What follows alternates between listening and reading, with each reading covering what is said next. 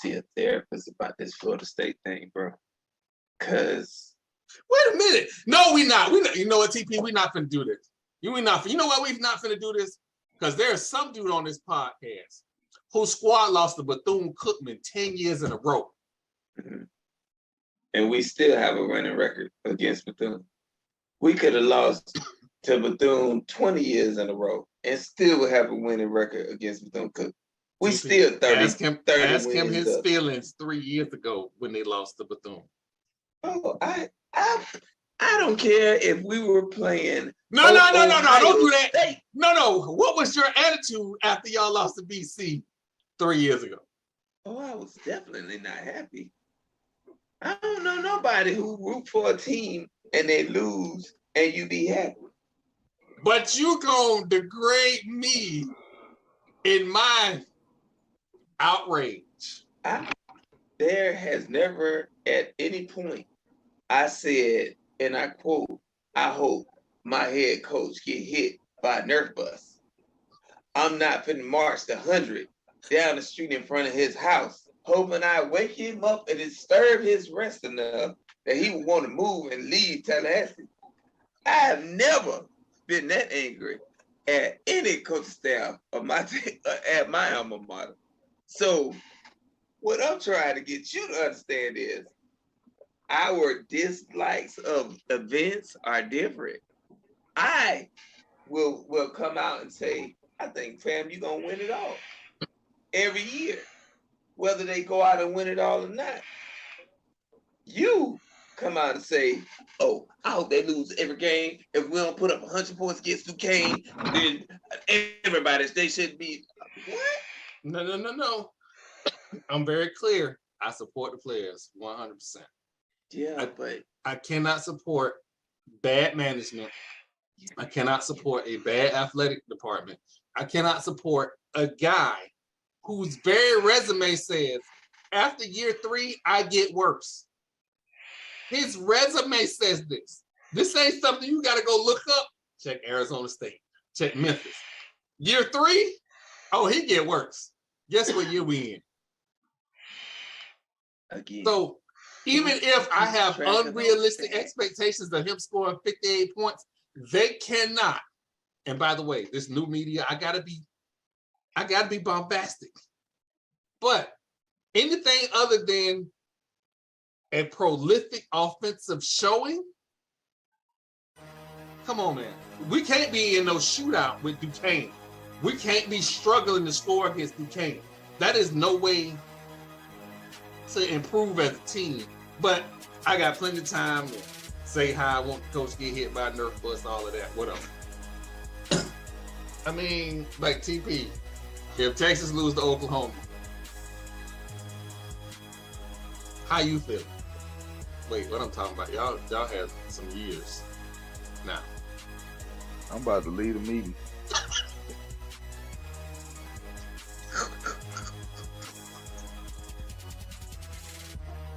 Where the lead meeting button at? All right, this has gone long enough. It was a Nerf bus that did it for me. Hey, the Nerf bus is the best thing that you will say that you're going to hit a coach with a Nerf bus.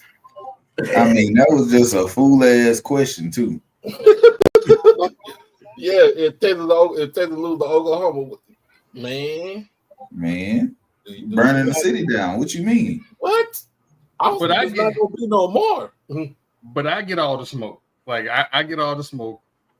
And in that particular year, remember, we had just the year before lost to Jacksonville State, and they decided they was going to go Division I. So I had some pent up animosity just from that. Like some serious pent up animosity. And somehow I ended up being the bad guy. So, well, ladies and gentlemen, I want to welcome everybody to another edition of the Madness Basketball Podcast. Myself, DK, TP, Lord Jamal, Dr. Holiday. I believe Marlo is on the way. We have evidence to present to Marlo this week. So hopefully he shows up. But yeah. Oh man. So right. I guess right after the show last week, the Fighting Jared Falwells played the #1 team in the nation in softball in Texas A&M. And this matchup is important to me because I feel like Florida State softball should be #1. And everybody kept telling me that all the teams in the SEC are better, but we beat teams from the SEC. But cool, whatever. We roll into the NCAA tournament, get to regionals at College Station. It's whatever their stadium is, Bob something at College Station. They in College Station. Liberty flying all the way from the East Coast to College Station to play the #1 team in the nation. And I ain't gonna lie, I feel weird rooting against women. It don't feel right. No, it don't matter. Athletes. They go against each other. It's the SEC. Athletes. I also don't want to be carrying the flag for the Fighting Jared Falwells, but ain't nobody rooting for Liberty. I was rooting for Liberty. I ain't gonna lie. I was on Twitter. I was up and down Twitter, asking God if you could just grant me. Remember, Marlo said God favored him better than me. Just remember that. But I said, God, if you could just grant me this one favor and let the Fighting Jared Falwells knock off Texas, I'm going to celebrate for a whole day. Because I've been telling y'all for the longest that SEC softball was suspect. No, SEC softball is top heavy. Yeah, it's just like football. You got to have, and the Omnis just happen to be here. So I won't get fined. Yo. So when the first game happened and Liberty had a commanding lead, I went to the bathroom and came back, and Texas A&M had tied the game up. Then the next bet, they took the lead, and that was all she wrote. So in the elimination game, it looked bleak for the Fighting Jared Falwells because Texas A&M jumped on them quick. I said, all right, I guess this is over. So I changed the channel. And I forget the lady, whatever the lady that was following my tweet on Twitter, I got the notification that she said, hold on, it ain't over yet. I said, well, let me turn back to the channel. Fighting Jared Falwells had a 1-run lead. And they had a sophomore pitcher. I do not know this young lady's name. She is all Conference USA, whatever that young lady's name is. Every emotion that the fans was feeling, I felt. Because she had a strikeout. She had a walk. She had another walk. It was 2 outs. And it was 2 outs and she had 2 strikes. Why she threw 2 balls? I was like, oh, it's finna, they finna slide away. They finna slide away. And she slid one in for a strike. Ball game. Oh, I did not, and to be fair, I did not immediately start slamming Texas A&M. Again, it's women's softball. It just didn't feel right. I know who I am. It just didn't feel right. But deep down inside, I couldn't help it. And the tweet just came out. See, Troy, you're not from Texas, because TP would have all the chances and all the time to go ahead and denigrate Texas A&M right about now. I guess it don't mean more. It just don't mean more. I'm sorry. I bring it up. It is the joy of strike season that is Olympic sports that makes me smile. Absolutely makes me smile. I guess we gotta go ahead and say tomorrow is Move your foot. Now as long as you just slide your foot back. tomorrow is SWAC baseball tournament, and that school in Daytona is the number 1 seed. And they playing Texas up. That's going to be a good matchup. Bethune-Cookman got away the last game. Yeah. They got away the last game. And so I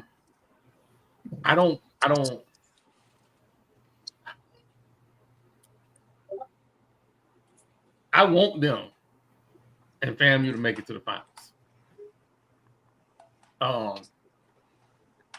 Because we ain't seen this many alley cats on social media since they beat Grambling last year. Some of them people lied. They had never went to that school. They just got something to say. They just bandwagon.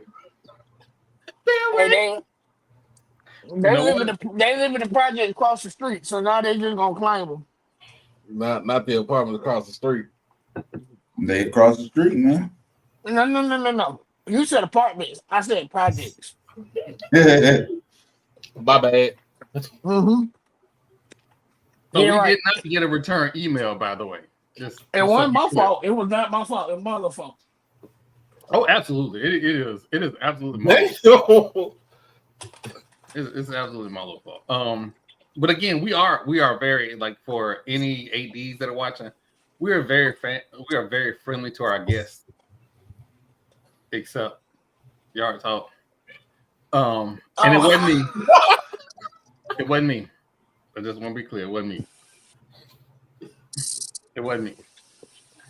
She gonna see this. Y'all know she gonna see this shit. She did.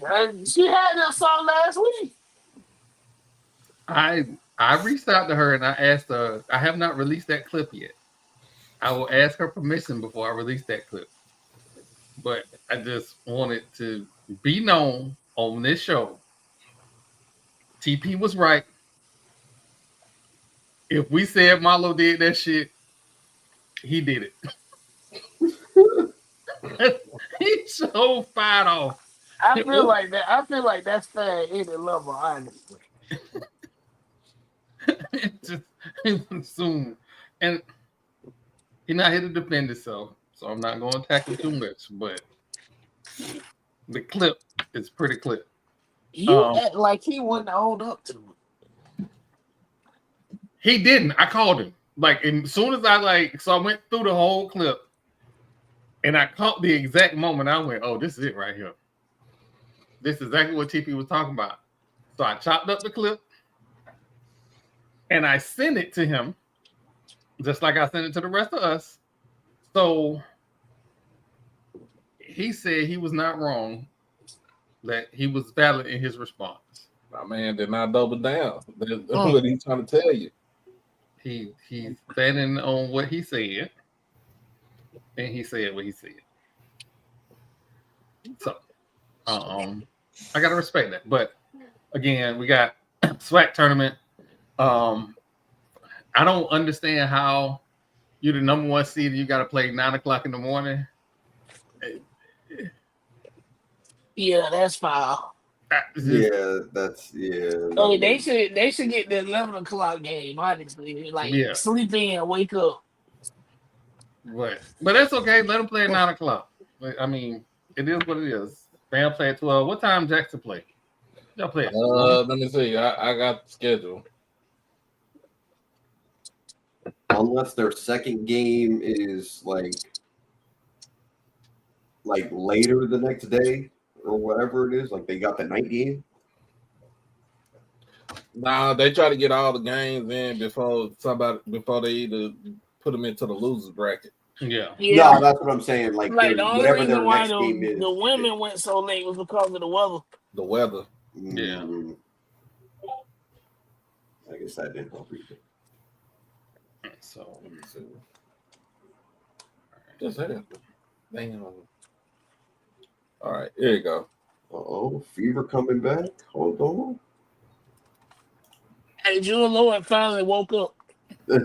Thank God. AEA, you right. You 100% right. You ain't I'm never about to lied. say, hey, Vegas, y'all need to go to Seattle and get y'all money back, or somebody at least.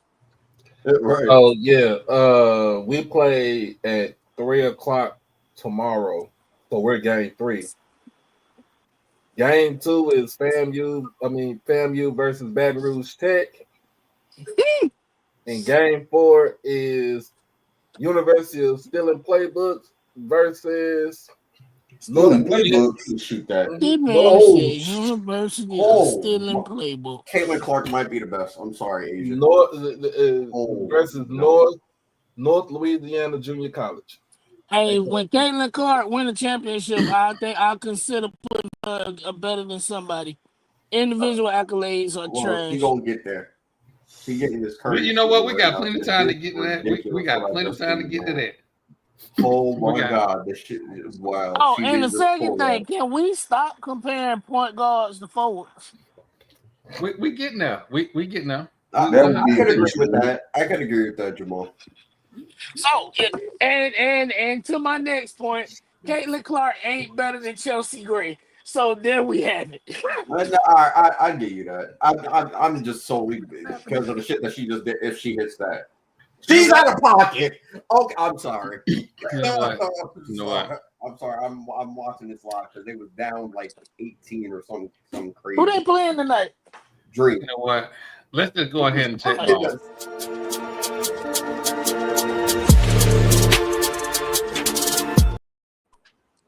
I'm sorry, that was out of pocket. She just pulled 2 logo threes. That was out of pocket.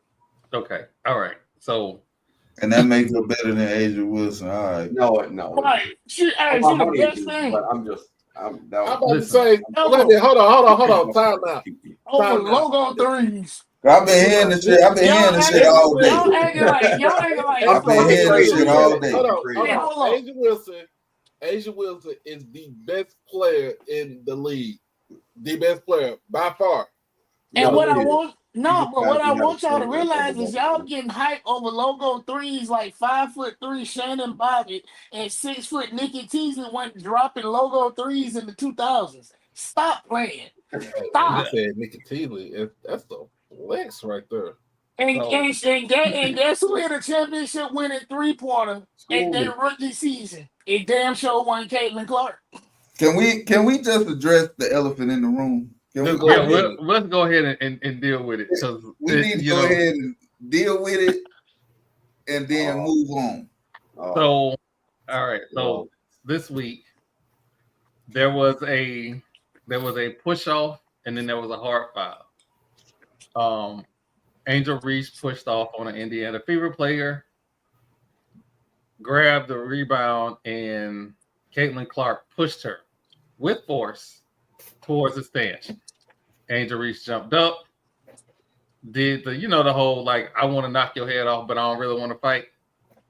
You know that thing, the old NBA. Yeah. Put your hold me back, hold me back. Yeah, she did that, right? So part of the problem that I have with WNBA is, let's just keep it a buck. It's men who want to add extra shit to the commentary. So RG3, who RG. I'm gonna call him RG3. We ain't got to bring up his old doodle braids, none of that. But RG3 went on his platform and said that what's going on, Band Talk, how Angel Reese responded to being pushed down shows that she hates Caitlin Clark.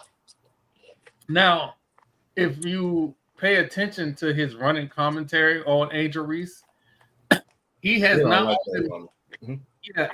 only made it, if you close your eyes and listen, it does not sound like a black man is saying what he's saying. Well, no. It sounds real racist in intent. So much so that Ryan Clark had a response. And Ryan Clark said, blamed his ass. You know he's not having these conversations about black women and race in his household because he doesn't have that. He didn't say his mama. He didn't say his sisters. He didn't say none of that. So King Ibis, Uncle Luke, shut the fuck up. You do not have the ability to understand the nuances of subtle racism. Stand down. But back to what I was saying. So he didn't make any allusions and didn't attack RG3's wife. He only said, you don't have this in your household, so you can't understand the complexities of, and I'm paraphrasing, you can't understand the complexities of the argument. RG3 responded and said that Ryan Clark attacked his wife. I wonder where he learned how to play victim from. Damn. I'm gonna say it just like this. Let's talk about this. RG3, Robert Griffin III, is from Copper's Cove. So Copper's Cove, Texas. He's a military kid. So he really ain't had no permanent home like that until he got to the Cove. Copper's Cove is pretty much predominantly white. I'll put it just like that. It's all, like I said, it's all military. Most of the military kids go to that high school. Just like military kids go to school in Killeen, Ellison, Shoemaker, Parker Heights. Clean hood though. Yeah. Yeah, Killeen is hood. But he goes to, we all know he goes to, stand out. I'm gonna say it like this: stand out in track and field, stand out in football. Goes to Baylor, did both, but I know after the sophomore year, he focused more on football. Of course, he won the Heisman. They show his wife, who's Lily White, very Lily White, and the thing about it is, I'm sorry to say this, man, but you're black. Your mama is black. This is second. He don't know that. Your daddy is black. Don't see me. Like, excuse my language, nigga. How you wearing cornrows in your hair? Like, you was doing the fool when you was at Baylor. You did the fool your first year in the NFL with the Redskins. I'm gonna call them Redskins because that's what they were at the time. Now, one time. It seems like, and this is from your first marriage. Now, here's the thing. You didn't learn your lesson from your first marriage, and you married another white woman for your second marriage. I think he got kids. So Yep. he got kids. Let elephant in the room. Your kids are black and white. We gonna let go of this one drop rule. You got one drop of black in you. In fact, they black. Put it just like that. Put it Black, like that. black. They black, okay? If you got kids, that's the talk that you need to have with your kids in your house.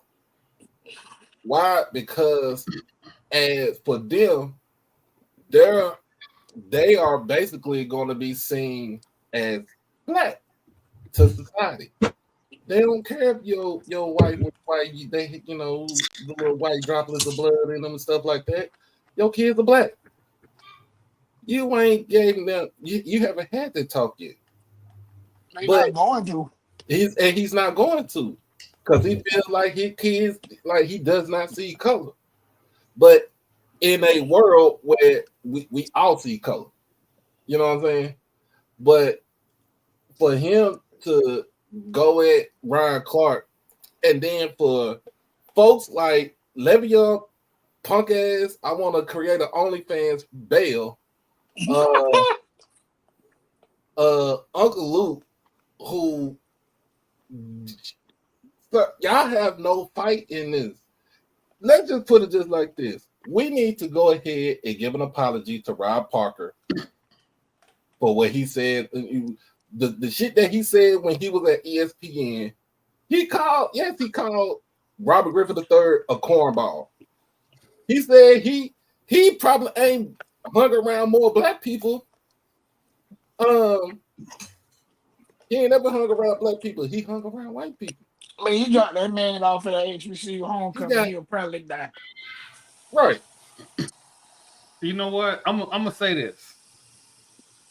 I know people that are married to white women who don't talk like this, who don't call their wife.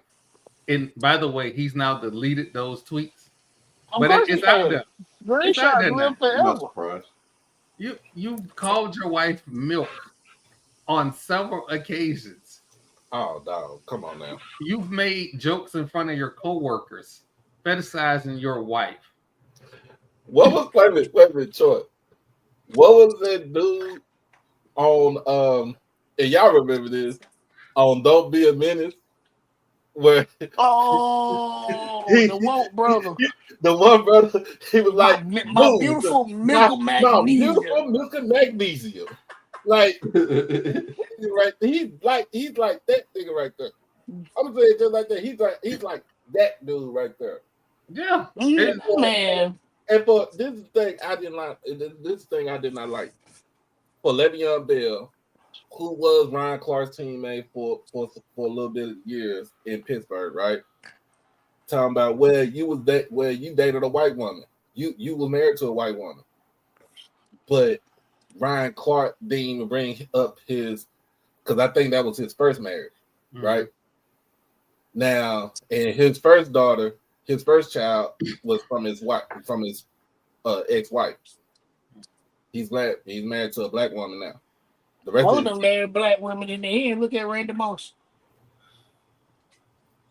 Randy Moss is the most countryest motherfucker from West Virginia. But all of his kids are from white women. From white women. He's with a black woman now. But Randy Moss ain't never. Heard Randy Moss say some shit like that. No. That's not me saying he would say it. That's me saying they always end up with black women in the end. But see, the thing about what except for OJ and Charles Barkley.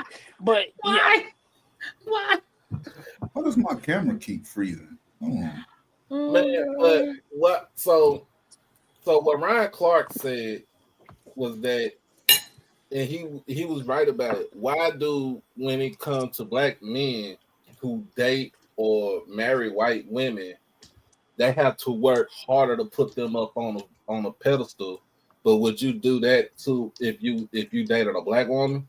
Like, I'm being honest with you. I don't see it. I put my woman on the pedestal every time. And he looks at her. You like she look at me like you better put me on a pedestal. Go ahead, look. Absolutely. Sleep with one eye open, nigga. But no, have it any other way. Right, but I wouldn't. You ain't lying, TP.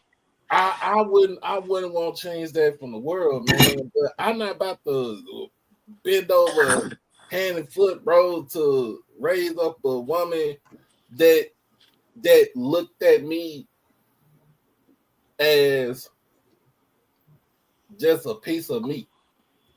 You get what I'm saying? Yeah, but I feel like part of him like that. Like there is some fabric in him that likes that. And that's why he's always gonna gravitate towards white women. Well, I guarantee you, if he had a black ass wife, she would have cussed him out a long time ago about these Caitlin Clark tweets. Well, it'd have been like Troy, with Ash's mother, when you interrupt her eating that goddamn French fries.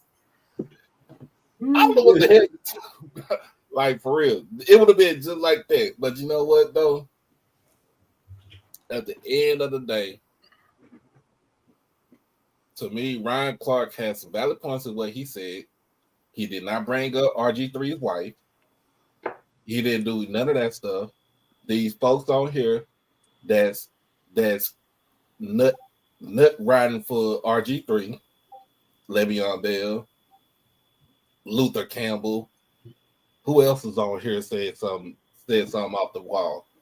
Probably AB because he, CTE catching up with his ass. Boy, they said, TP, hey, I TP, hope, what you? I hope his brain is turned over to science when that man is dead. Because it got to be. Wait, Um, TP, well, hold on. TP, what you got? I know you had something to say. I had a lot to say about it because this is deeper than just what transpired this year, this week. This goes back to This last 2 year. years old. This goes back to last year and the year before that when they were going into the WNBA and this whole rivalry was supposedly started. And you can tell that there is some dislike between them, especially on the court with the whole hand in the face and all that. Like this goes back to the college days. This is where their disdain for each other comes from. This is But deeper than the way college. that They you- played the way- against each other in AAU. They have known each other since they were 12. Yeah, this goes back prior to just this last incident. But what RG3 said, so we all understand coded language. And the people that don't want to acknowledge the coded language are the ones that are speaking it, but they don't want us to acknowledge it. So Yep. when somebody does say something or call them out on their bullshit, now it's a problem. Because what Ryan Clark said basically is you don't have a dog in this fight because of how you have chosen to carry yourself. And this is beyond just your wife. This is how you have been as a person. You have not been a black man that would stand up for any black woman. You haven't done that in your entire career. You've made statements, you make jokes, you think everything is fucking funny, and you a cornball. And he called you out on it. And he did not say anything negative about this man's wife. Now that brings me to another point. I have a wife, right? And when I hear my wife name just brought up in a conversation, I don't hear nothing else after that. Now we got a problem. So I can understand RG3 being upset that that's just for the simple fact that he said RG3's wife. I don't hear shit else after that. If you're talking about mine, it's already a misunderstanding. But I'm the type of person, I'm not about to take back to the internet. I'm pulling up. If you don't say nothing about my wife, then I feel disrespected by it. I'm pulling up. That's Man, Ryan Clark would knock that man's head off. But we live. He already knocked his head off. We live in a society. Yeah, he had done it already. Outrage. Again, minus the helmets. They don't like what Ryan Clark said, so they paint it as he said something racist, but that is literally not what he said. He said, as a black man, you should not be on your pedestal talking down about any black woman because you don't have that status. You can't do that, sir. That pick another lane. And then we had Sam Acho get on there, and he was basically saying, we got one black man putting down another black man, so ain't nobody winning. He is 100% correct. And you know what people said? He's a racist too. What the fuck? Because he said, white people, you need to sit this one out. They were upset that they can't be included in a black on black conversation because we can't speak to each other in that way without somebody white saying, oh, I want to be included too. But that's because you got black men like RG3 who have made that okay. But exactly, and that's the fucking problem. And then you got weirdos. Then you got weirdos like Jason Whitlock. He got to make everything creepy. He's like, that's not 2% milk. That's whole milk. You just a cold fucking creep. It's like, please sit down somewhere. Like, what? That's who he should have been pulling up on. Because you're a fucking creep and you say shit, and then it is very distasteful. We go back to what he was saying about Joy Taylor. You are a fucking creep and a weirdo. Like, that is it. The whole Angel Reese versus Caitlin Clark conversation, it needs to be over with because honestly, Angel Reese really not that good.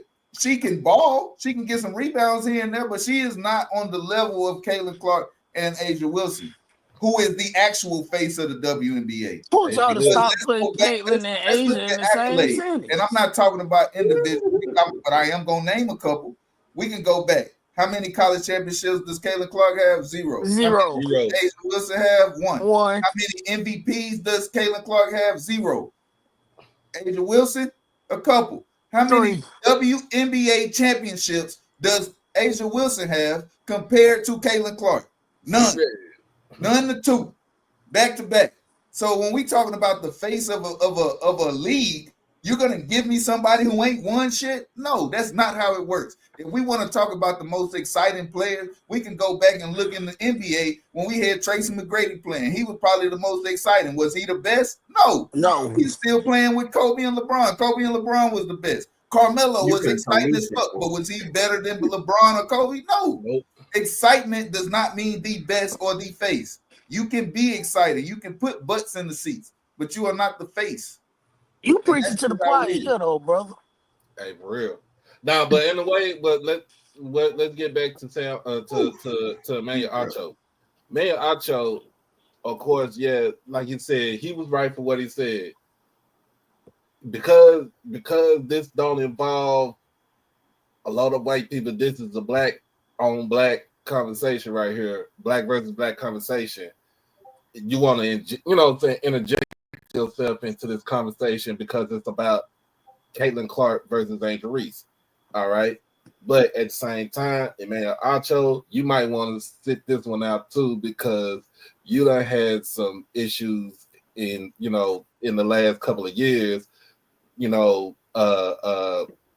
clapping cheeks with Jordan Taylor and try to advance your career. Okay. Another cornball we need to put out there is Shady McCoy. I think he said some things about this too. And he's a cornball.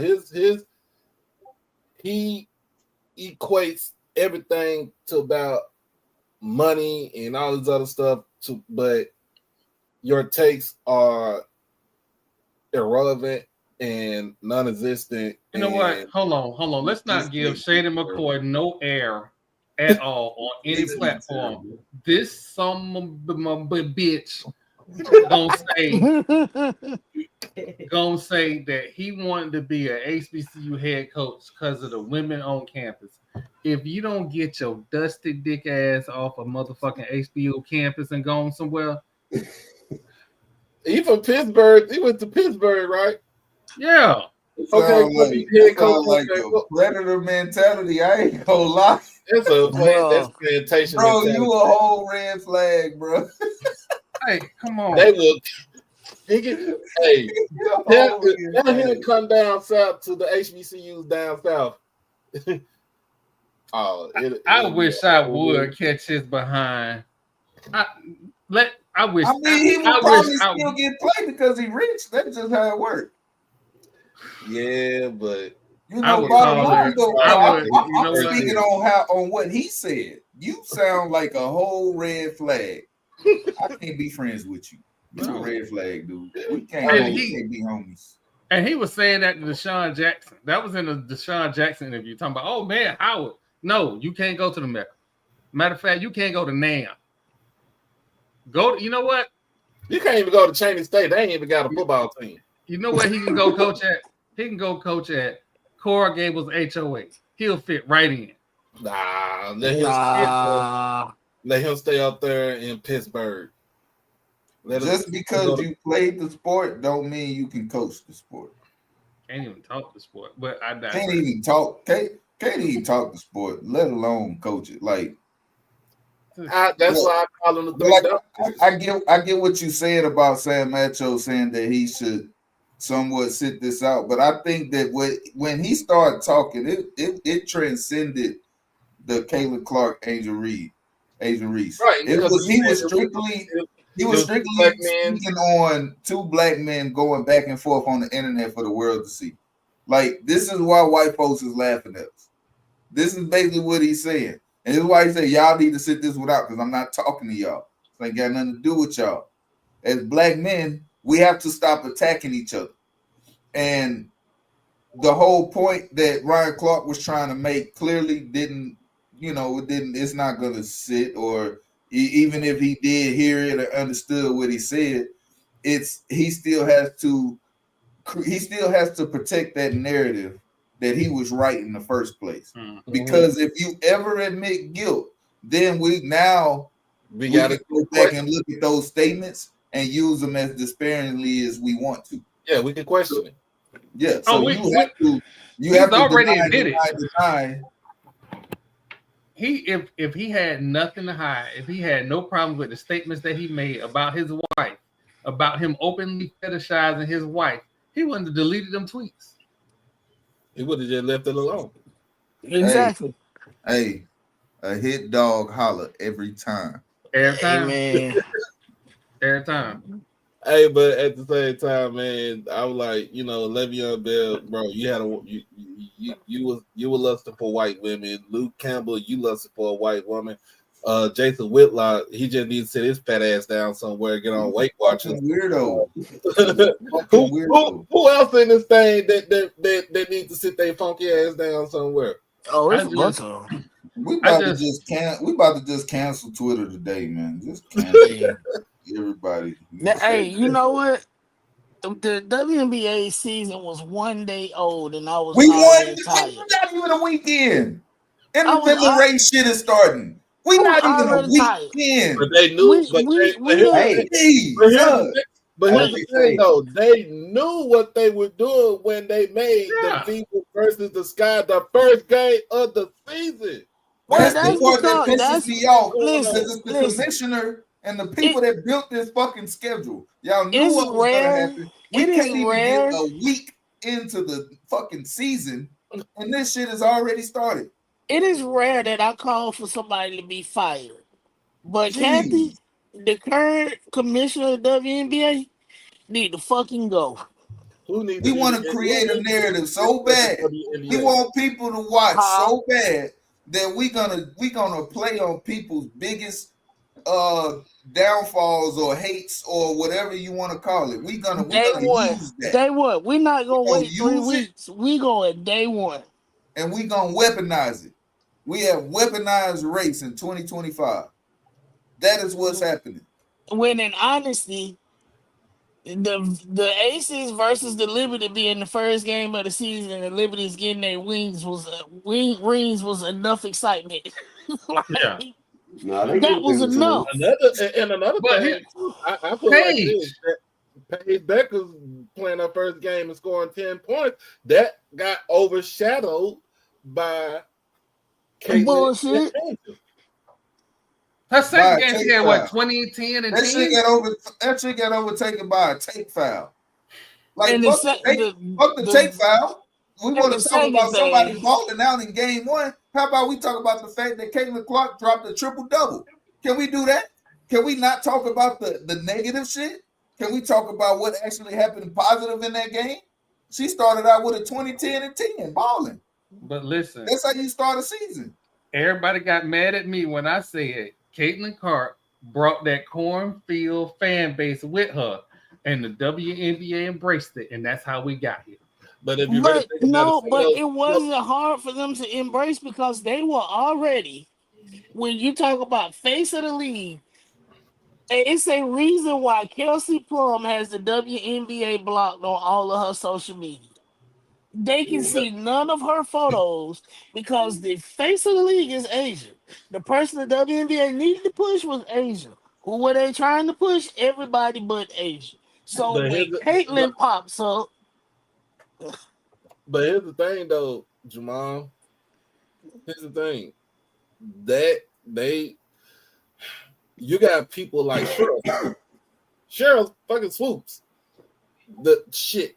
Damn near one of the GOATs of the WNBA saying I said she didn't like Caitlin Clark.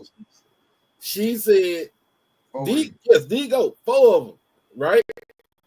She said that she didn't like how Caitlin is coming into the league and hasn't earned her damn stripes into the league as a rookie coming in from college.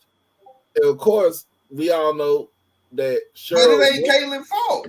It ain't. But yeah, it was the media and the league's fault because this is what they wanted. That's why I said. That's why I asked Jamal if what's the lady's name you just said? Kathy? Is it? Yeah. Yeah. If Kathy was fired for being the commissioner of the WNBA, who should be the commissioner of the W? That's the problem. That's why I don't say much because they're not. Let there David are Stern run. there are not a lot of people Let that can Stern run. listen. If David Stern would have been running the WNBA, Oh, this shit would have been over. Paige Beckers would have never ended up in Dallas. We gonna call a spade a spade. Paige would have never ended up in Dallas. Either Connecticut or New York would have ended up with that number 1 pick, and Juju would be going to the Sparks in 2 years. If David Stern was their commissioner, I hated his ass too, but he knew how to make shit work. No, they had to make sure Dallas got both number 1 because they made a deal to get Luka out of there. You know who I hope stubbed their toe? I hope Shaq stubbed his toe. Hey, Doc laughing because you know it's true. You say you hope Shaq stubbed his toe? Yeah, because Shaq now running around here talking about David Stern asked him about 10 million times. Man, talking about David Stern asking where he wanted to be. Did he want to be somewhere cold or somewhere hot? Well, hey. Like Shaq, you think Shaq about to lie on himself?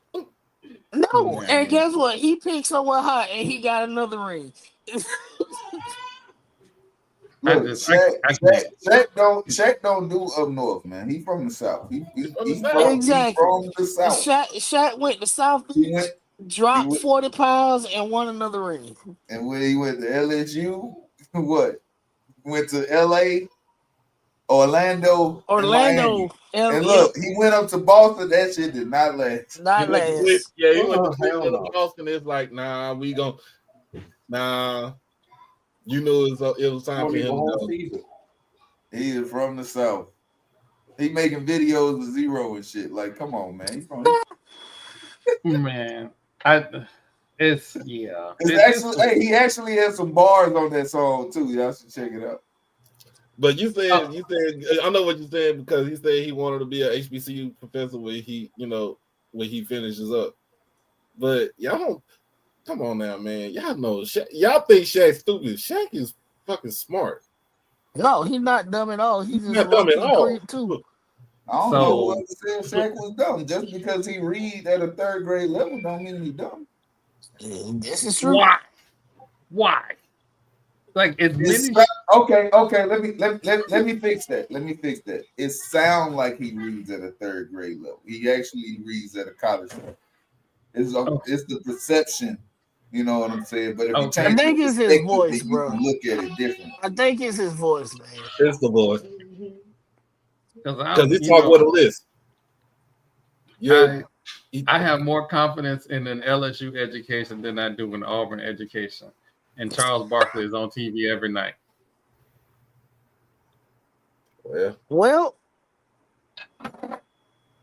can't say you're wrong there. You can't say wrong, but you still got fat fuckers like Jason Whitlock on TV.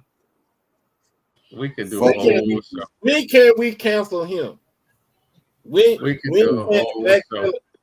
the black delegation cancel Jason fat ass Whitlock? He on my jump list. Because fuck a Nerf bus hit his ass with a real bus. What you talking about? He needs to be the main person that's on zipping. He need to be beat the fuck up. Oh man. So much to get to. You know what? We'll do the commercial after that. Yeah, we're gonna take a quick commercial. We're gonna take a commercial. And then we're gonna come back. We're gonna get the ball up top. As a matter of fact, we just getting the ball up top. Yeah, I know, right? But I wanna give everybody context. I didn't do the whole yard talk clip, but for everybody to get context, here is why Marlo started it. Well, I can tell you very plainly because about 2 years ago, I want to say, the commissioner said that the goal was for the conference to move up to FBS. And so at some point, I feel like we have to hold him accountable for what he said. So every opportunity I get, I'm going to repost, retweet, and we're going to have that conversation. This ain't the first time that I have sparked dialogue about it. So with the new rules coming in, it's kind of like, okay, because when I first found out he said that, I asked him then, well, what is the plan? And nobody could give me anything that I could actually read. So now with these new rules and stuff coming in, I'm just like, y'all gotta tell me where we stand at. So that's kind of why the HBCU world is a buzz. And then you have Tennessee State, who I think last year, Coach Eddie George said that they want to become FBS, and it's been known in the HBCU circles that that's one of the reasons why A&T has jumped conferences twice, because that's their goal to be the first HBCU to join the FBS conference. So it's kind of a myriad of things, not just because they changed the rules today. It's been an ongoing conversation for, I would say, at least the last 2 years. So does the HBCUs going up to FBS, does that mean more money for the school? Listen, when I read that in black and white, I will let you know. But I'm assuming, see, you know me, I gotta see it, right? I don't just go by YouTube videos and by what the HBCU media prints. I need to actually see it where it makes sense to me. But I'm assuming that what their aim is that if we're on the FBS level, we'll have access to the bowl games, which we already have bowl games, and the TV revenue that comes with being in a higher division. That's the assumption, right? So I haven't seen something that says that, because you got to think, you still got to have 16 sports. So before you can even talk about getting to the revenue side, and I think if you go up a conference, you can't play a bowl game until like 2 years or something like that. Is that right? Yeah, you can't. You're not bowl eligible for 2 years. Right. So that's 2 years where we can't get any revenue from that. So I'm just I'm assuming that they see, for them to make that statement, maybe they're looking at we could get more sponsorships and stuff like that, whatever. But if you can't manage hundreds, you can't manage thousands, right? So exactly, it's just kind of like, I need to see it. I'm not saying that it's not possible. I'm just saying, based on some of the decisions that have been made, I'm not sure if it's been thought out completely, besides being able to say, okay, we're HBCU and FBS, instead of HBCU and FCS. What it sound like, dude was running his mouth because it sound good, and then he got to looking at them logistics, and it started to be a little bit more complicated than first thought. But real talk, there isn't. You can probably pick 2, maybe 3 HBCUs that could legitimately make the jump. FAMU being one of them, because we have the infrastructure already in place. Outside of that, like what? When you say infrastructure, we have the fan base, we have the facilities, we have the financial backing. Oh, that's what I mean. Wait, quick question, Marlo. Is that why FAMU is adding sports now? I'm just saying, we have the facilities to actually make that jump. Like, what other HBCU have what FAMU has? As far as the fan base following that could support the school, that travels well, that actually have the facilities. What you mean? I didn't see y'all in Grambling last year. I was there. Why would we go there? Y'all trash. We almost beat y'all. They took that. We're not doing that yet. Hold on, wait a minute.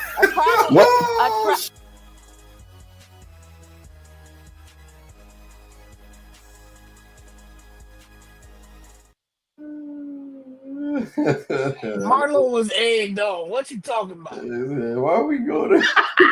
Trash. No, trash. Yeah, brother. You don't like no school on the swag. Gee. That shit went left quick, and I ain't gonna lie, it got worse after that. No, she kept saying, "What you mean?" Like, hey, hold on, man. He said what he said. He said exactly what he said, and you know it's fucking true. You like, you know what? Well, hey, tell Marlo to hurry up. I'm trying to get him to come. Oh man. Oh God. So that happened. We had a discussion on the whole clip. We will never run the actual full clip because no. We know. It got bad. It got real bad. It got real bad. So oh man. I guess I can go ahead and get to it since we here. Because I feel like this is a ball up top.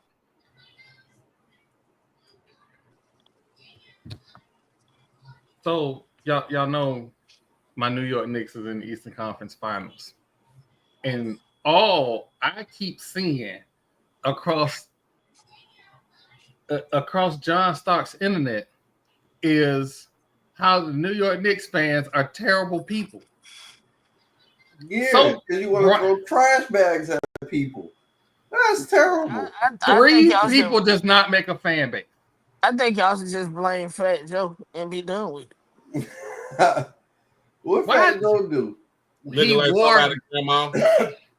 Why are you wearing somebody's shawl over your head in public?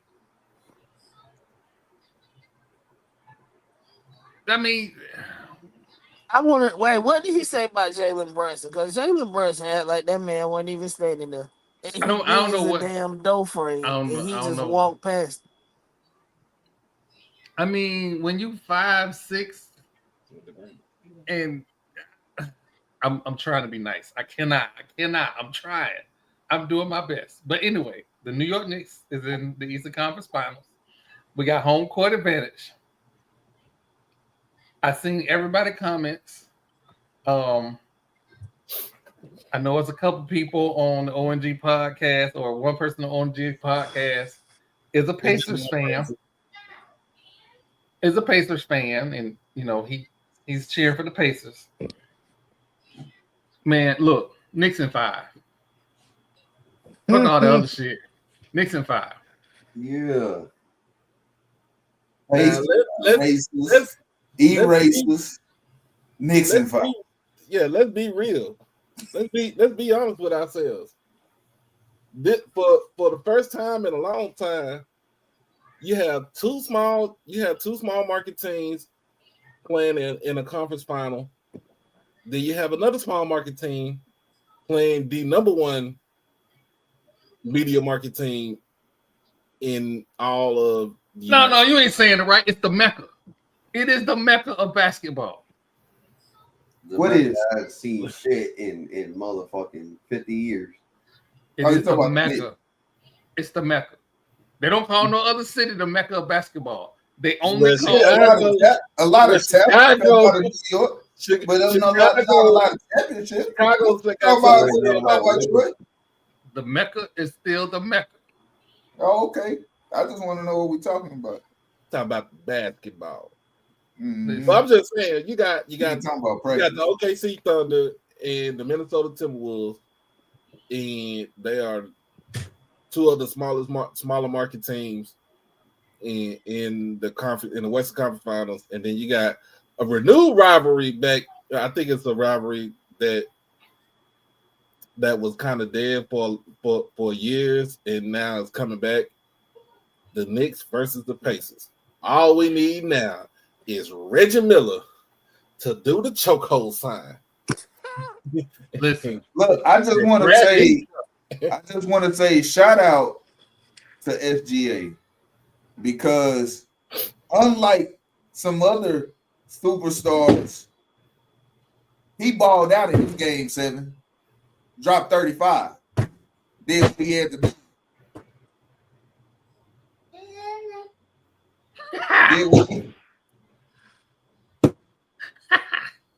For those who don't know, one of the TP kids is letting him know he won't in. Yep.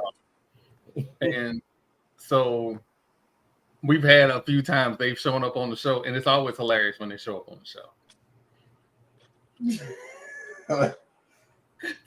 I know that face. But I mean, it's New York basketball. Shout out to the Pacers for showing it up and making it to the Eastern Conference Finals. The fight is going between Jalen Brunson and Tyrese Haliburton. That ain't no fight. The last time you seen them fight, they was at WrestleMania. Man, that ain't no fight. Here's why it ain't no fight. It ain't no fight because the best defensive player in the Eastern Conference that could probably put clamps on Jalen Brunson, which Jalen Brown, yeah, he had him dancing on skates. Jalen Brunson is different. The thing is, the Pacers are going to have to play good team defense, which I think they all are. There isn't really too much of with the Boston Celtics. Like Derek White's a good defender, Drew Holiday's a good defender, Jalen's a pretty good defender as well. Tatum's cool. Porzingis is all right. But all them boys over there in Indiana, including Miles Turner, Pascal, them boys play some defense. That's what I want to see, the matchup between Miles Turner versus Cat. If Cat don't put his shoulder down and give that man a jump hook, listen. It's gonna be a good one, dog. That matchup is gonna be a good one. That's not even the matchup. The matchup is gonna be OG Anunoby and Pascal Siakam. I got my money on OG, even though I complained about him disappearing. You know what's crazy? They were teammates too. Oh, see, I know. And here's what's crazier. I wanted Siakam over OG because OG is the state. But see, OG gonna have to deal with both Siakam and when the Pacers switch up, they have to deal with Obi Toppin. I'm okay with Obi. Listen, Obi Toppin was a Knick. I'm cool. Yeah, you're gonna be all right until he hit 4 threes and then we mad. Mm-hmm. Hey, you know what? I'm not gonna be mad because he's done it before. He is a streak shooter, but he also a shooter that has no conscience. When he is off, he gonna keep firing that thing up. So I know I'm a Knicks fan. I've seen it too many times, but the OG and OG and Siakam, that's gonna be the key to the series because we know what Brunson and we know what Haliburton is going to do. Do you think Haliburton being a taller guard and a very defensive guard, do you think he's going to give Jalen Brunson trouble? No. I think that's the biggest question. The difference he played Cade Cunningham. The difference is from last year to this year, we are healthier than we were last year. Yes. They now have to deal with 7 games of healthy Knicks. Even though we only play 7 people, you got to deal with all 7 of the people. And listen, last year we didn't have Mitchell Robinson.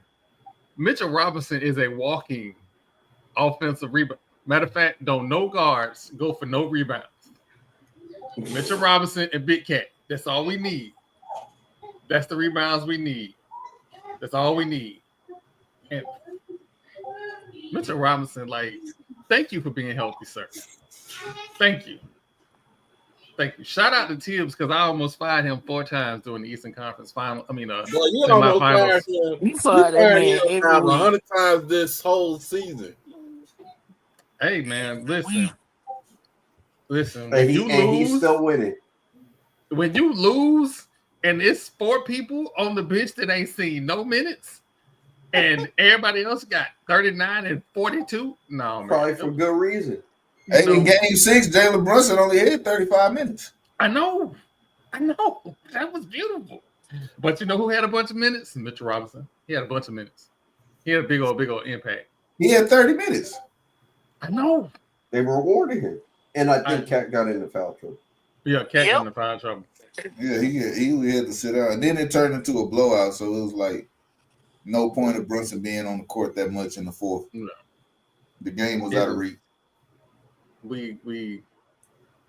I think we're ready. Last year, I don't think we were ready. We was not healthy, even though I was crashing out. We weren't ready. This year, we ready. They were nowhere near healthy last year. OG was hurt. Then Brunson breaks his hand. Like, there was so much shit going down. Now you got McHale, Big Cat, yeah. But then watch when Minnesota comes in and ruins your day. I'm not. Let me Minnesota, tell you, New York. You think Minnesota gonna get past OKC? It's wishful thinking. Listen, if Minnesota get past OKC, go ahead and fire the parade. I'm gonna go ahead and make my reservations right now. That's why I'm hoping, TV. A man can dream. I know Julius Randle. See, that was the plot. Julius Randle, thank you. He is play your butt off all season. Just for you to get to the NBA Finals and gift the Knicks a Finals and just fold right there. Thank you. He worked for us. Undercover spy. Oh man, but again, right now, the Timberwolves and the Thunder are playing. Of course, it's on commercial. I don't know who's winning. I get you. Timberwolves are up 40-36, and actually, Julius Randle has 5 threes, and he's 5 for 6 with 18 points before half. He has almost half the team's points as we speak. This is the dude that they ran out of LA. Julius Randle and New York. Yeah, New York. Man, just can't Me win with being one of those people. Wait a minute, where did Julius Randle, when he left the Lakers, where did he go to next? Pelicans. He went to New York. Yeah, he went to Pelicans. No, you're right. He went to the Pelicans. He went to the Pelicans because he got traded to the Pelicans, and then he went to New York. Try to run him out of New York. They ran him out of New Orleans because they said he stops the ball. He knows. Dribble. All the way 3. Well, he got that Mamba mentality in his system, so he is 6'10", 6'11". He need to be going to the bucket. But it's okay. Keep shooting them threes. Keep shooting them threes. For analytics, they'll fall at some point. You know how I feel about analytics. I know, though. I said that. AWS, man, stats of the game. Come on. Oh man. So listen. We on Thursday. We had a very interesting conversation about the highest of 7 hills and their president. And as I was getting out of surgery, I was informed that MAGA Marv was going to be the president of the FAMU. And I'm going to do my best to keep the way I present information. Tell Marlboro Marv we a smoke-free campus. I'm going to try and keep everything balanced. I'm gonna try to keep us from being negative because I'm gonna be honest with you. You have not seen a new article on Fat Mouth Sports because I was literally down in the dumps trying to figure out how this happened. So at some point my upbringing kicked in and I started making jokes and start posting funny clips because I can't just stay down. And for the Rattler family, for the people who are fans and alumni, people that know me, I'm gonna keep making these jokes. See me at homecoming with a bad wig glued to a shiesty mask. It's just me. Oh, what? A bad wig glued to a shiesty mask. No. Stop. So hopefully SID Driscoll keeps answering my phone calls. Hopefully I have not made ourselves persona non grata. But again, I'm not gonna stop speaking the truth. But I'm gonna do my best to keep. She gonna get these damn jokes until she out of there. Bro, See, I'm telling you, ball balls. I'm gonna tell you what this. Like I said on Sunday, we talked about this Sunday, Troy. It was a coup. It was a coup d'etat. Yeah, it was cool. It was a coup d'etat. Because of what happened with the donation. Where you want to call it a scandal or not? No, It's not that. It wasn't that. This was in play before that. Yeah, that might have sped it up, but this was a long play. So you mean to tell me they didn't want Larry Robinson out of there before he messed up? No. It wasn't about getting Larry out. It was it's about the people on the board. It's about the people on the board and controlling what the school does, right? So you have to think about all institutions, with the exception of a few Christian institutions, all institutions that are institutions of free thought and higher learning. Okay. What it is about is stopping the information, controlling what research comes in and out of these institutions of higher learning. So ultimately, you can keep the population dumb, so the same people can stay in control. Because if you gut my sociology program, and you gut my history program, and you take those things away from me, then I don't know that you're robbing me blind. Right. I don't know to ask for more. I don't know that the shit you doing is fucked up, because I have a one track. Hey, this is science, or this is the way it should be mine. So it's ultimately about control. It's about control of information and who has access to that information. That's the long play. Yeah, and I use this example all the time, and it's because we didn't pay attention to it enough. New College of Florida in Sarasota, they are a liberal arts school. They never wanted a baseball team. Why the fuck did they wanted a? They have a baseball team now. New College. So when you think of New College and $1 million salary. When you think of New College, if you ever seen a movie like with a hippie campus where kids just do what they want, that was New College. They were all. You had to have like a damn near 5.0 to get into New College to start with. So it's like an honors college on steroids. Those kids made their own curriculums and followed their own curriculums. It was literal, it was like a think chamber for a damn institution. And it was they got a president that has never been in higher ed before. He make, like he said, he make $1 million a year. They get in the baseball team. New College never had. They ain't want nothing to do with sports. They were a think tank. They did research and they wrote. That is what New College did. Here's the thing people don't know. Had not Puss in White Boots not pissed off his party, they were going to get absorbed by USF. Yep. But he pissed off his party, and they shut all that down. And the state does not currently have a budget. The new budget has to be up and running by August. But again, it's a lot of it. It's a lot to it, but it all starts with elections have consequences. And I ain't talking about the governor's election.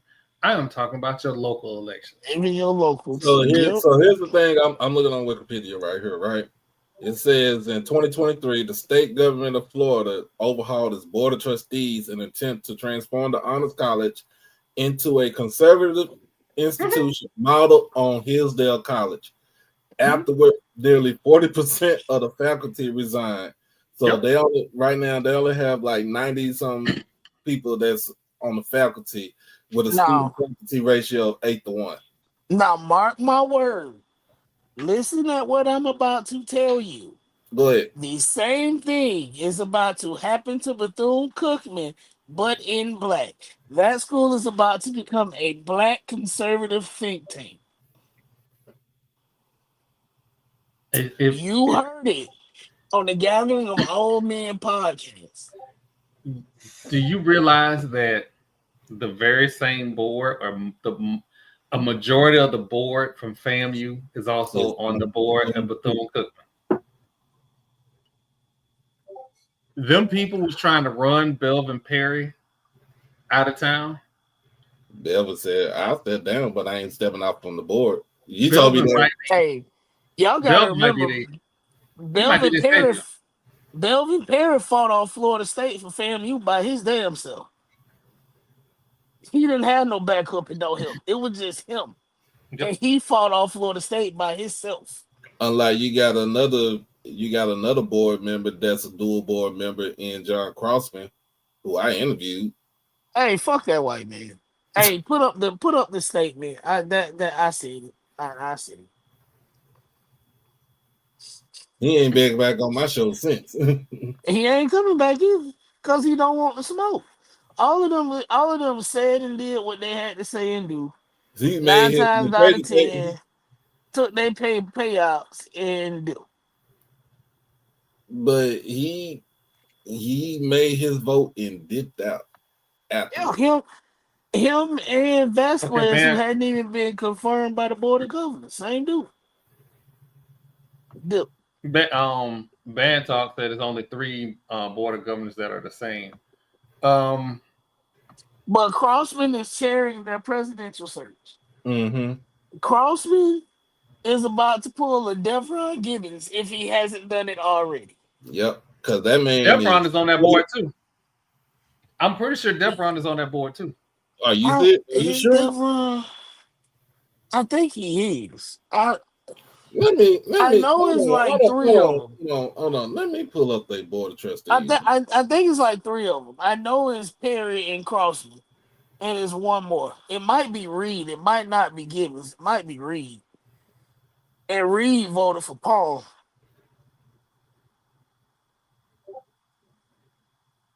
Band Talk. We know that, and that's what we're saying. When they ran Ellison off because he wanted to stop the search and force an investigation because he knew some slick shit was going on. They forced him off by saying, "Hey, the Board of Governors never confirmed this pick, so he can't be on the board." But they added John Vasquez 18 hours before they were slated to vote for the current president. 18 hours. Same man had not been confirmed by the Board of Governors, and then he voted for the president and immediately signed off the call. Devron Gibbons is the parliamentarian for Bethune-Cookman Board of Trustees. Ooh, they gave him parliamentarian. Oh, Jesus. So he got his hand dipped in everything. Yep. Let me Band Talk. Let me go ahead and tell you something, okay? And I'm gonna tell you this as a person that we're gonna hold your hand while we say this. I did not believe, looking at the resumes of the people that were on the FAMU Board of Trustees, that there were 8 votes for an unqualified lady. I watched a man in a bow tie as the faculty representative of Florida A&M bellyache about wages for both the DRS school and the employees and instructors and professors, right? I did not understand where he was going with that, but I now know. He was signaling to the whole world what he was going to do. If y'all have anybody on your board that has any kind of gripe, I promise you, and I'm going to say it exactly like this, St. Pete has approached them. St. Pete has had a conversation, and that vote is going to go down exactly how he wants it to. You know who I'm talking about. I ain't got to go no further into it. Just know, if y'all get a candidate that look odd, just know it is a retirement package for a Puss in White Boots friend. Just understand all that. But again, we went down that little rabbit hole. I just want y'all to know we still, and we're gonna watch what's going on with Bethune-Cookman as well, because I don't want anything bad to happen to them either. But we're gonna watch maybe a couple limbs fall out of a tree or something, but not too bad. No damage done, just fall. Do y'all have the names of the people who voted yes? I know Devron was one. I know It was Crossman Devron. It was Devron. It was Crossman. It was Michael bitch ass White. FAMU Faller 09. Me and him was in SBI together. Washington, who has no ties to FAMU at all. She was a Rich Scott lackey. The faculty staff member who put a picture just got posted of him skinning and grinning from ear to ear with Jamal Brown. Yeah, Jamal Brown. That's 5. Devron 6, and Figures didn't show up. She never shows up, but she also on the Diddy trial right now. And damn, who was that? You said Nicole Washington. You said Nicole Washington. Yeah, I already said Nicole Washington. So it's 2 Nicoles. It's Nicole Washington and her name is Natalie. Nicole Washington. She was a Rick Scott lackey. She has no ties to Florida at all. I don't think. I know she went to Princeton, but she didn't go to no Florida school. Yeah. She was appointed to DOE by Rick Scott. So she's a Rick Scott lackey that got held over. It's, like I said, it's going this. It is going, as Marlo said, it's going to be okay. FAMU is used to we'll fighting. Be all right. FAMU is used to fighting. This is just another fight. So get your t-shirts.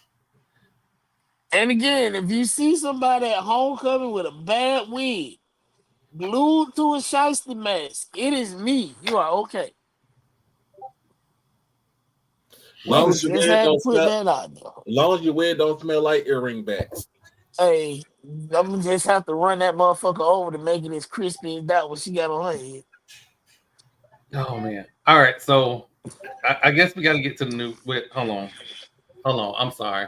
I got to share something because I feel like somebody think they smart and they ain't, because they too stupid to know that they went to Coral Gables HOA. Go ahead and share my screen.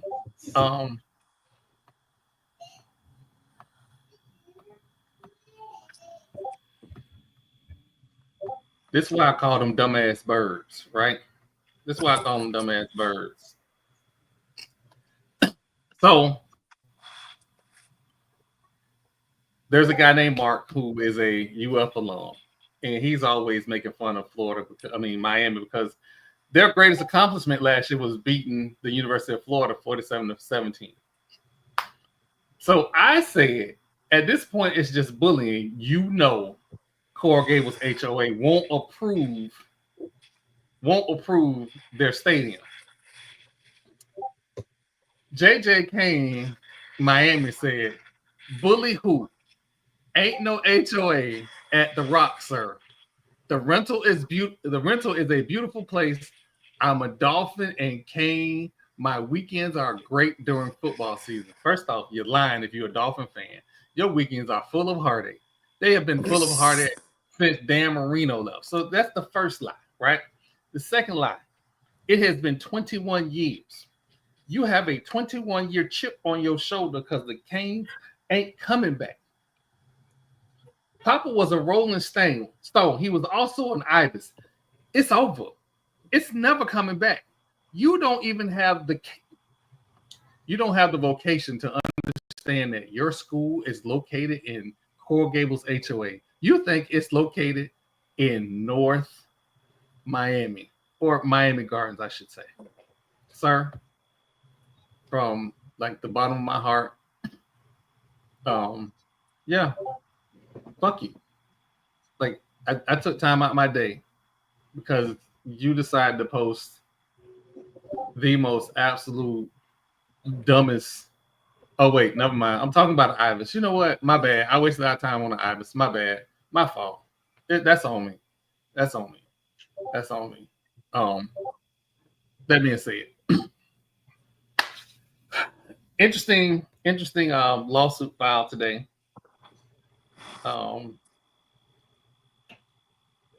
So a young gentleman. And we got to talk about the other lawsuit too. Oh yeah, we're gonna get to both of them.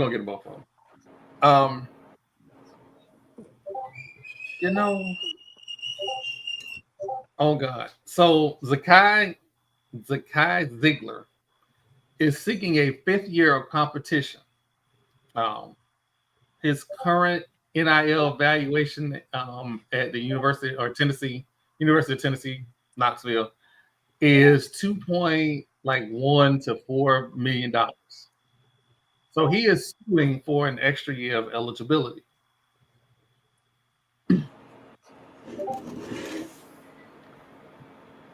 I don't blame him.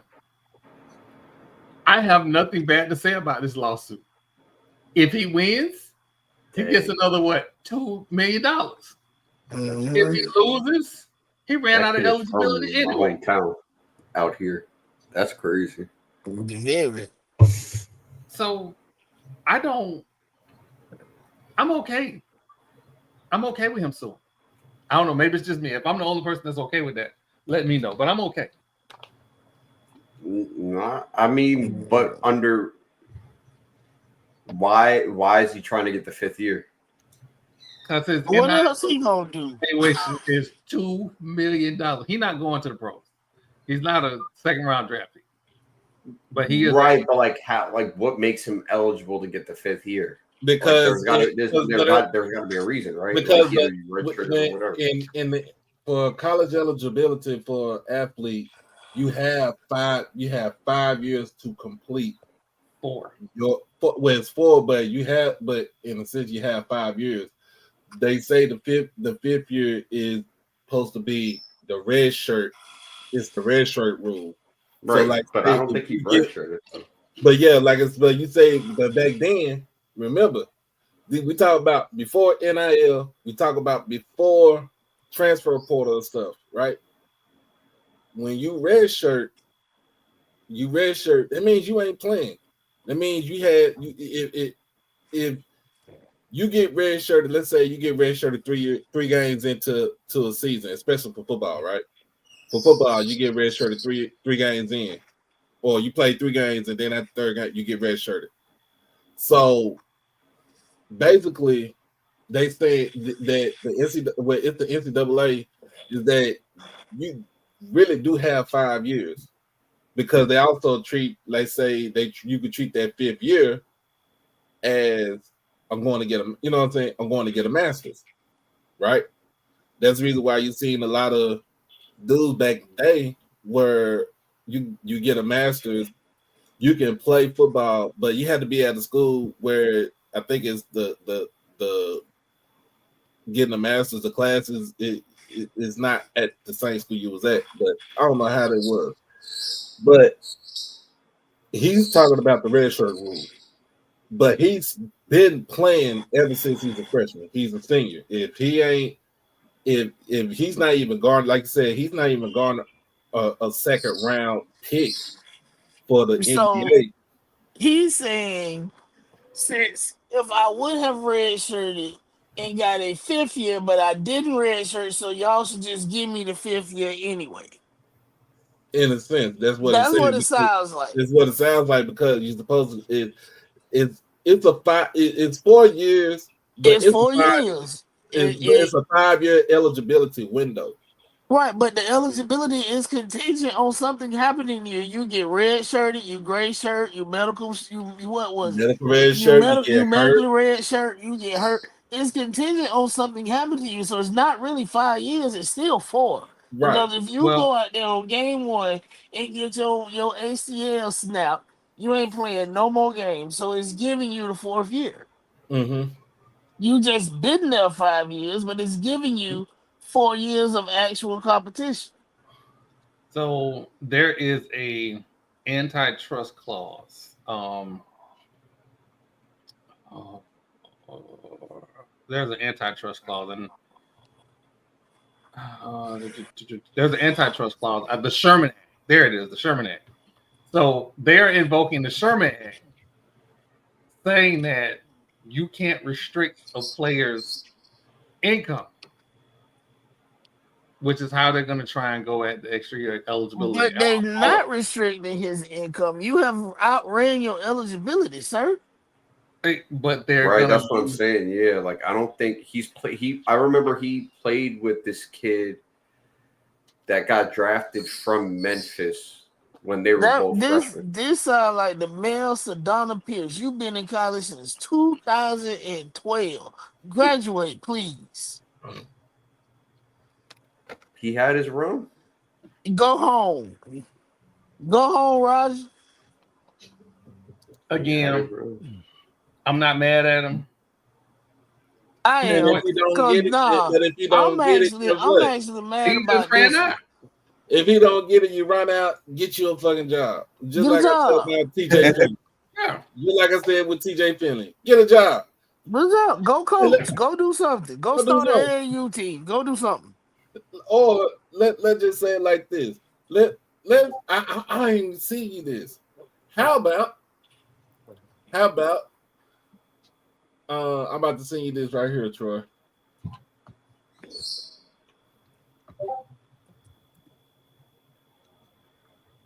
I just got this feeling. Yeah, it's out of pocket. You already know. No. It's just. So it's on. Check Twitter. Check the group. So Houston. Yeah, I'm already there. Houston Christian transfer quarterback Eli Brickhandler, formerly of North Carolina A&T. That's the A&T kid.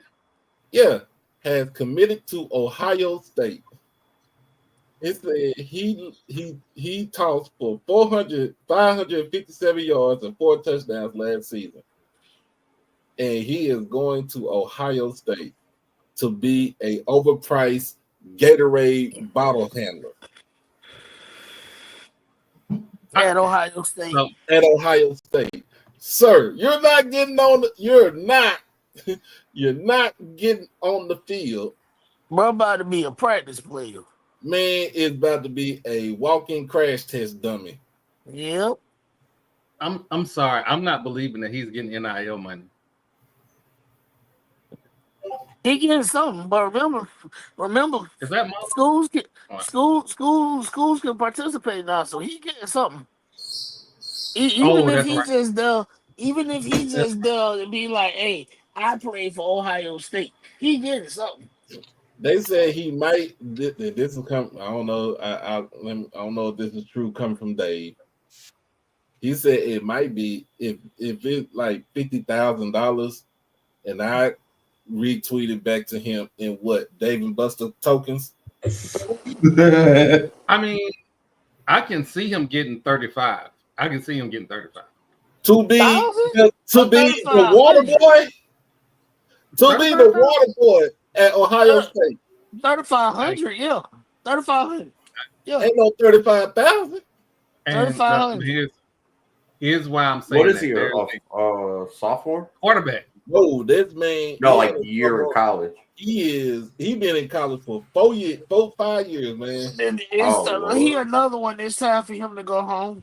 It's time for him to go get a job application. It's time to go home. Time to go get a job. It's time to do adult things. Shit. Go to the Arena League. Yeah. Go see if you can get in the CFL. They getting money in the Arena League. I don't even think he's CFL classified either, man. Damn. That's how I feel. Hey. I got a cousin. My cousin right now is playing in the CFL for I think not British Columbia, but for the Calgary Stampeders. Yeah. I don't think he would be. He's just not that good. Yeah. He's not that good.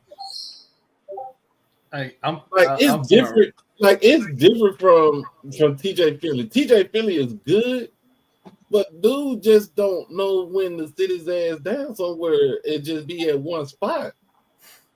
like I said it. Look, you got a wife, you got 2 kids, you got a house with a white picket fence. It's time for you to get a job application. There's some CDLs. Go to get your CDL, become a big truck driver. Hey, if y'all want to drive trucks, we need more electricians and HVAC. We need more people. We need more HVAC and refrigeration techs. I swear to God. Do you know how many Florida State Seminole fans said DJ Uiagalelei should get his CDL? You know how disrespect. I'm so glad he got signed to an NFL contract. I said it, and He I'm got not an even a NFL Florida State contract? fan. Yeah, he's in camp right now. I forget what camp he's in, but he's in camp right now. He better not be in Jacksonville. That's all I know. Hey man, he better not have his ass over there. Let's look PK, you live in Jacksonville? Nah. New York. New York? Yeah. Oh man, I need to go up there. 5 boroughs, what's up? Shit. We got everything over what here. borough you in, man? Not Long Island. Long I Island? don't even live out there. Yeah. Oh shit. He signed with the Chargers. Yeah, he went back home to LA. He signed with the Chargers. I mean, he go there, if it's not right for him to be in the NFL, he can always go back to high school. He can always go back to St. John Bosco. Yeah. And be a coach there. I just want I want FAMU to get some of them St. John Bosco offensive linemen. That's all I'm saying. Just 1 or 2 of them Polynesian dudes. And stop sending them to BYU. You know what? That's what I mean. Got money over there, man. It's they go on the Christian missionaries, man.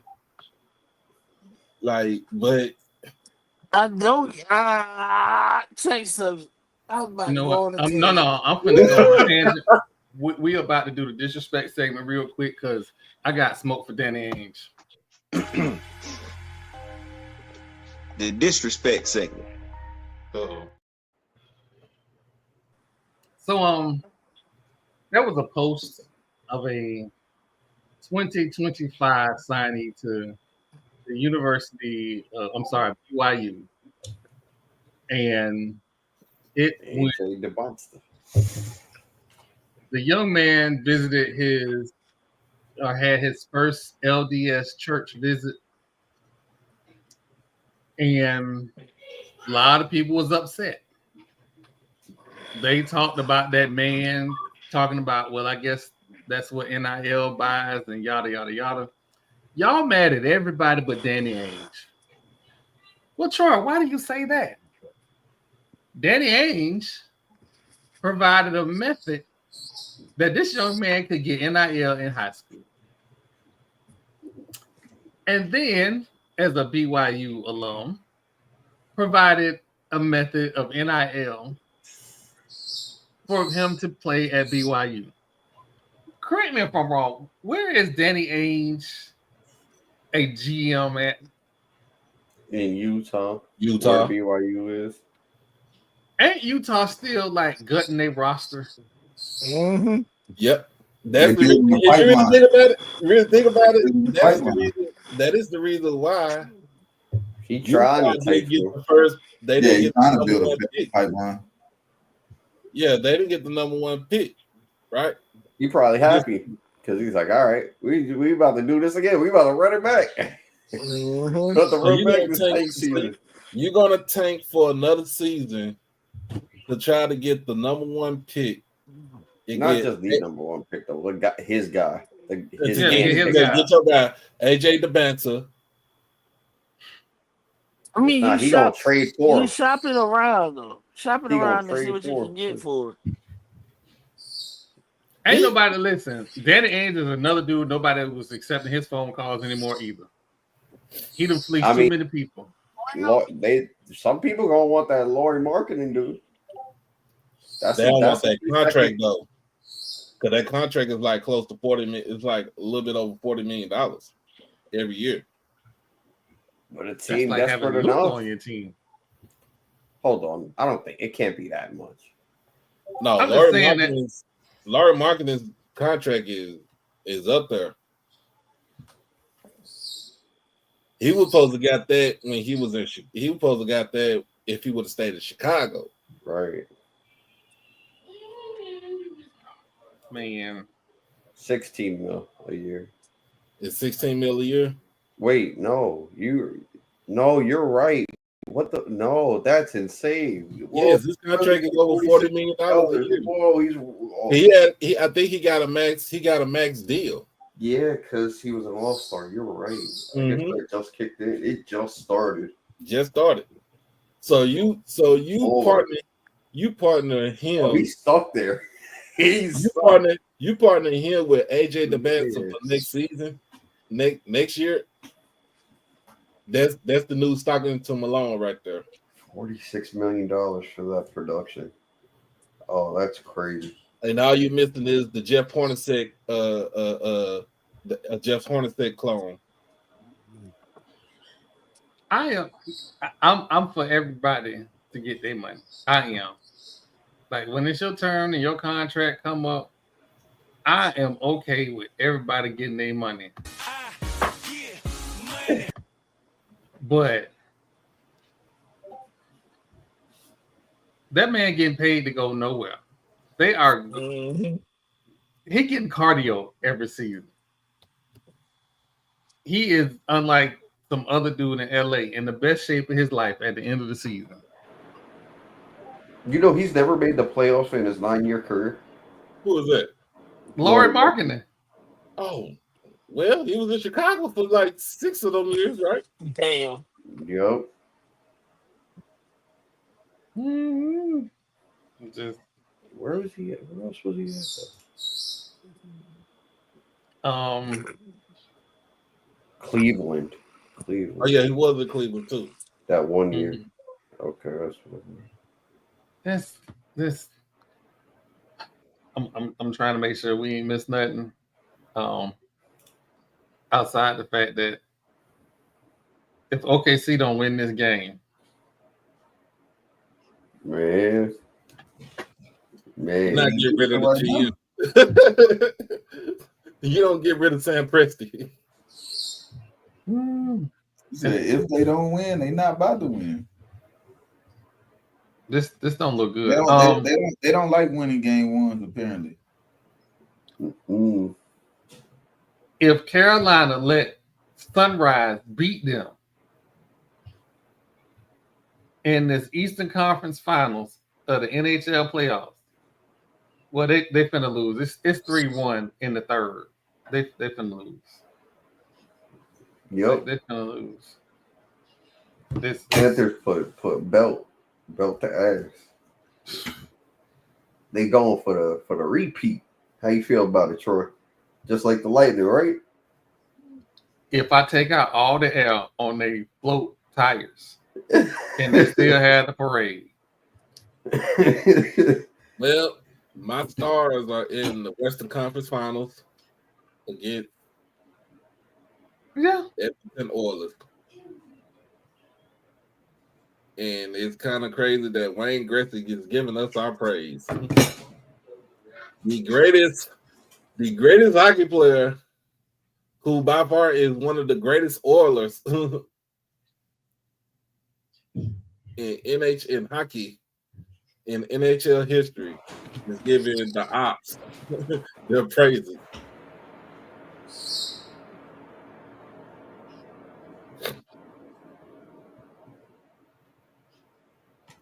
Well, they still got 18 minutes left in the third period, man. It's not like they can come back. It's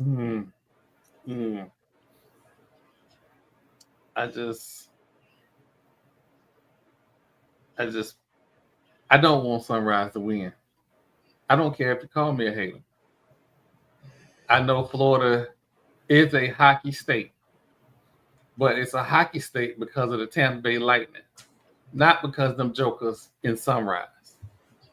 I don't know about that. I think it's a hockey state because they both are hooping.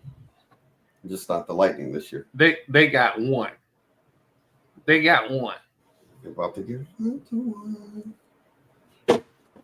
I have faith in either the Oilers or the Stars. Somebody gonna stop them. Somebody gonna stop that train. Let's go Stars. I mean, I don't care. One of them. Because, well, whatever. Real quick, Castle has the all rookie team. He was a unanimous selection. Again, that was the kid that we made fun of and said that we didn't know who he was because of all the other stuff that was going on with Luka in the NBA. Shout out to him for making the all rookie team. Yeah, thank you. Let's see. Zachary. He won a national championship, for Christ's sake. Yeah, Zachary Richardson made the team, all rookie team. Jalen Mills and Zach Edey from the Grizzlies and Alex Sarr from. Time out. They all How had did Zoolander make the team? Who? Zoolander made the team. Zachary? Who's Zach Edey? Zach Edey. Yeah, he averaged a double-double. He averaged a double-double when they took him off the bench. No, I mean he started half the games. I mean, he had his season total was 9 points, and he scored 9 points, 8 rebounds a game, and 1 assist. 9-8. Come on. 8. So of course for him that's garnering all rookie. What other rookie? Let's see. In the second team, let it go. Khalil Ware from Miami. He played well this year too. Matas Buzelis from Chicago. He was cool. From New Orleans, Yeez Missy, Portland's Donovan Clingan, and Washington's Bud Carrington were on the second team. And then Isaiah Collier was 1 point shy of Tyron Carrington for the final spot on the second team all rookie. That's pretty fair. Collier came on at the end of the season for Utah. He was pretty good. That's probably going to be their point guard of the future, as I see it over there. He was the point guard over there at USC when Bronny James was there. He was ranked higher than Bronny James coming out of high school. Absolutely. He was like top 5, I believe, in that class. This Isaiah Collier kid. He's going to be good. So Bub Carrington just played he started on a crappy team, so he had a lot of minutes and played well. So kudos to him. Donovan Klinger. Hey man, Donovan Klinger is a damn NCAA champ. So he had a similar year to Zach Edey. He couldn't, ironically, like coming out, I thought that he was the better offensive player. But Zach Edey was putting the ball in the basket more than he was. It seemed like he struggled a lot, like when it came to like just maneuvering around the NBA sized big men. So hopefully, come this offseason, he was a great rebounder. He did his job defensively.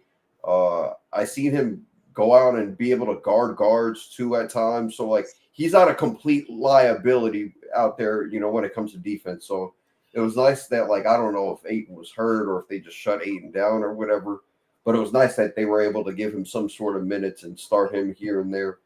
He's going to be good. Whether he stays there or he goes off somewhere else after the end of his rookie contract, he's going to be good. Matas Buzelis. He's inefficient. He played in 80 games, started 31. He can score. His issue is he's like real thin. He's pretty much almost like Chet Holmgren thin. Yeah. That boy. He'll be fine though. He's a forward. He shoots a lot. He kind of fits the mold with the modern NBA, but he's just a little bit inefficient. He got his opportunity because Chicago was what it was. They traded everybody, right? So he got blessed with an opportunity. Let's see. as time goes on, does he seize it, or is he just going to stay at this 10 points per game margin? The Yeast Missy was 9-8. He was good too. Yeah, he was good too. Him and Zach Eady were very good this season. Played in 73 games, but he started 67 of those games. And he was, remember, New Orleans was a walking mass unit past season. Yeah. They He was their one bright spot all year. Right. The only bright spot. You know how, you know what? We're gonna take a quick break and we're gonna come back with the party shots. Yeah, we'll run this one real quick. Don't start, that won't be nothing. Speaking of Twitter beefs, so before the new year, I was awakened to Florida State news that I had not expected. 6 former Florida State basketball players decided to sue Leonard Hamilton because of missed NIL payments. And at first, I didn't know how to respond because I didn't have all the information. So shout out to Fries No Slaw, TJ Pinger.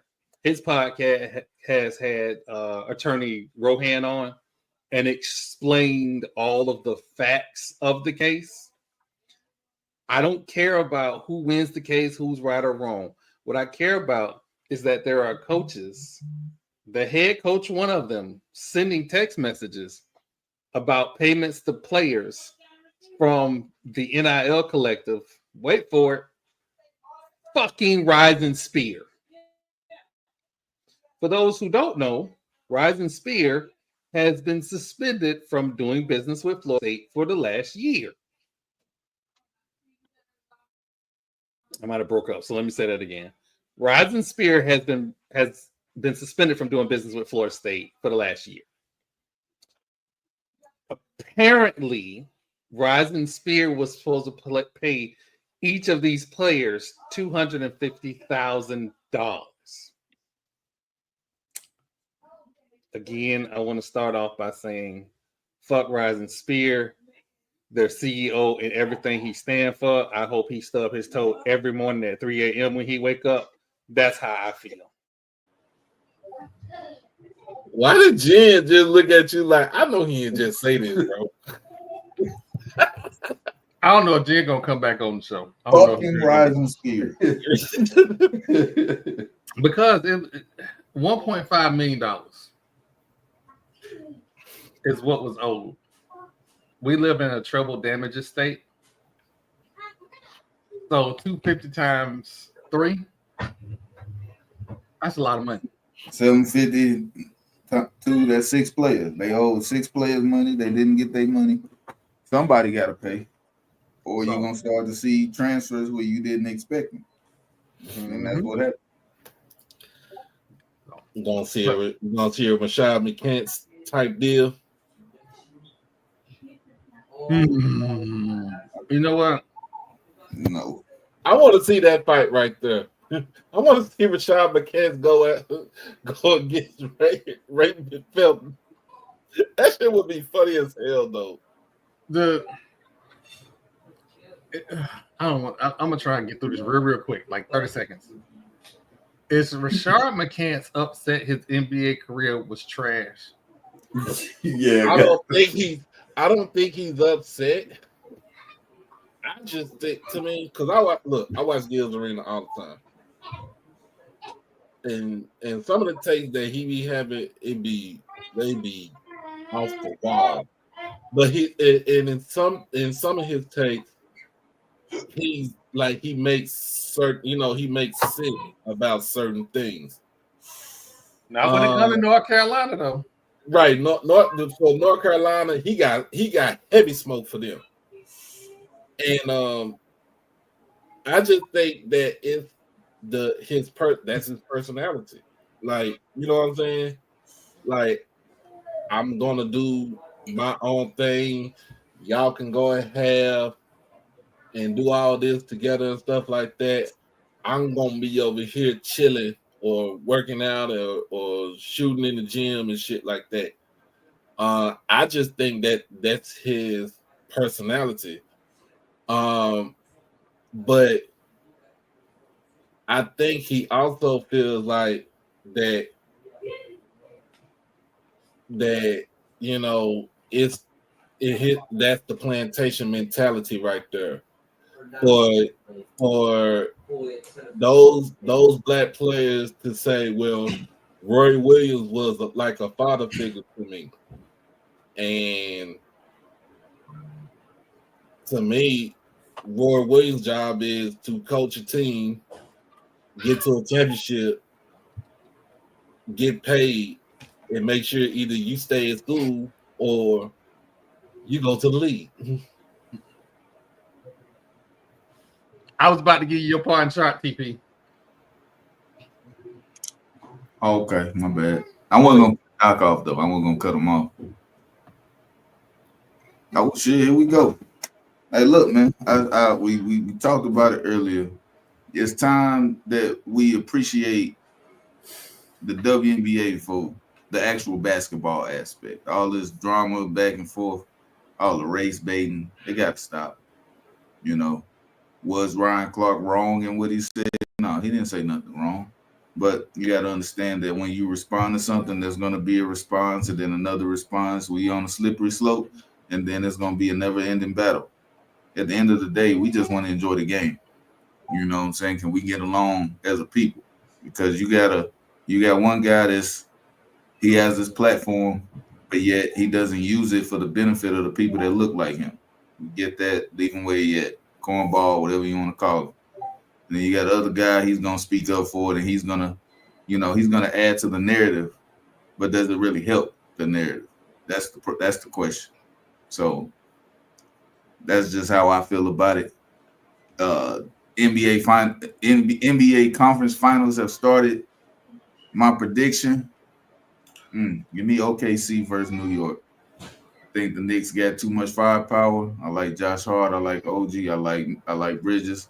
I think it's gonna be a game 6 or 7. I don't think they're gonna walk by Indiana by any means because they've played with that dog mentality all playoffs. They've been and beat some teams that nobody thought that they would beat, and here we are. Knicks versus Pacers in the Eastern Conference Finals, and then on the other side, SGA. You have got to hold it down, bro. You the MVP. You got to do it. This is your year. Y'all have the number 1 seed.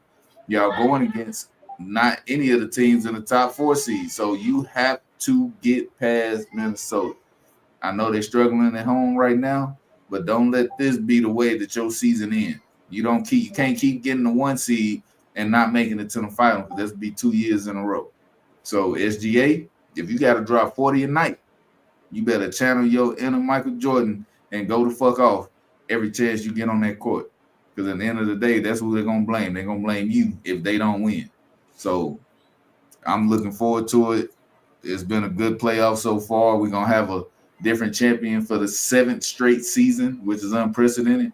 Some people think it's bad for basketball because we're not building dynasties, but I think I like the variety of teams that make it to that's won championships because it shows that the NBA isn't so heavy-sided, right? Because we remember back in the day, you have a team like the Celtics or the Showtime Lakers, like they're gonna dominate every year. You know they're gonna be in the conversation come end of the season.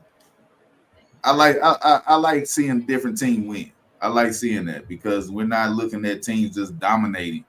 And like I said, some people don't like it. I like it. I think it's good for the game. And we're going to see players moving around this offseason. We're going to see another champion team next year. I don't think who wins it this year going to win it next year. Just being honest. Out of the 4 teams left, I can't see any of them repeating. But that's why they play the game. But I have more for y'all on Thursday. Thank you for watching the Madness Podcast. I'm TP. Well, tell the family I say hello. I got you. Give the wife a heads up that we may come out there in October for the Vegas Classic. might be in in Vegas. So give a heads up. All right, that's a bit. All right, I'll holler at y'all, man. All right, TP. DK, what do you have for us this week, sir? Oh man, similar to TP, in the sense of the NBA aspect. It's really exciting being from New York, and I'm exposed myself. I'm not gonna lie, being a little bit of a fake New York fan. It's just it feels different to me, anyways. It feels different. Even while Melo was here, Melo himself was just a different. He was a different basketball entity. His aura transcended a little bit more than just New York basketball. He's a basketball figure overall for I feel like a lot of people, or for a generation, right? But this New York Knicks team, Jalen, Brunson, and the team, it's over the last couple of years has felt different than that Carmelo team, and at least through my lifetime anyways. I'm sure that Allen Houston team had its moment. Ewing had his moment. At least in my lifetime, this feels different, and it's cool to watch. My prediction is that they make it and hopefully win. I'm not just saying that because I'm from here. The way that they're playing is great and phenomenal. It's not going to be easy by any means. The Eastern Conference Finals very well could go 7 games, and so could the NBA Finals. So it's not going to be easy road. It's not going to be easy road. But and then over there on the other side with OKC and Minnesota, I'm still shocked about Minnesota, quite honestly, in a little bit of a way, because they kind of faltered at times. They stumbled in the beginning part of the year. They caught fire toward the end of the year, which is when you need it the most. So, and they're continuing that. It would be a nice finals to see Julius Randle and Cat go back at go at it. And that would actually be crazy, because if I remember correctly, they were the first game of the year too. So to start the year with with the teams that started the year off, or to end the year with the teams that started the year off, I don't know they're trying to do that or not, if it's scripted, but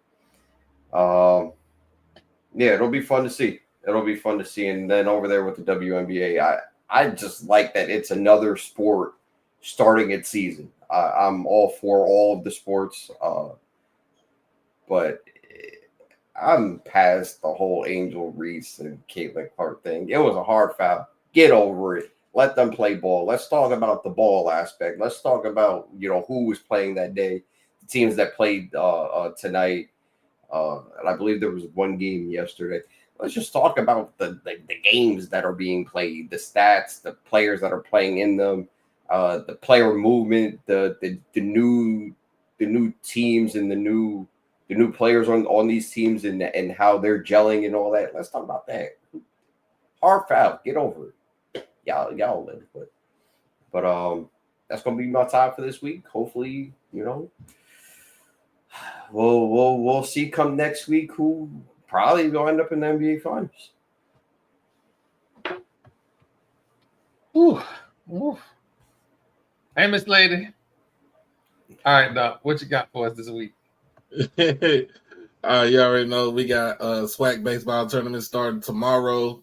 Jackson State's playing the 3rd game on Wednesday for against Alabama State. Winner of the game moves on. Loser of the game goes into the losers bracket. And of course, what happens when you get to the losers bracket is more games to get yourself back into that winners bracket to go ahead and get to the actual finals. Again, I am going to harp off what TP said earlier about this being, a black on black conversation, and all the milk of magnesium people trying to interject themselves into the conversation between two black men. Will I ever not ingratiate my spouse? I'm going to put her on a pedestal every time she's here, as you see her right behind me. But other than that, RG3 is a cornball. I'm going to say it. Ryan Clark wasn't wrong for what he said. I don't care if Ryan Clark was married to a white woman at first. He has a black woman now. He has black kids, regardless of the fact. And I hope RG3 gets to the point where he starts talking to his kids about being black, because you, my friend, are black. Hope you took a look in the mirror lately to see if your skin ain't bleaching or you got revitiligo. It's the opposite of what Michael Jackson got.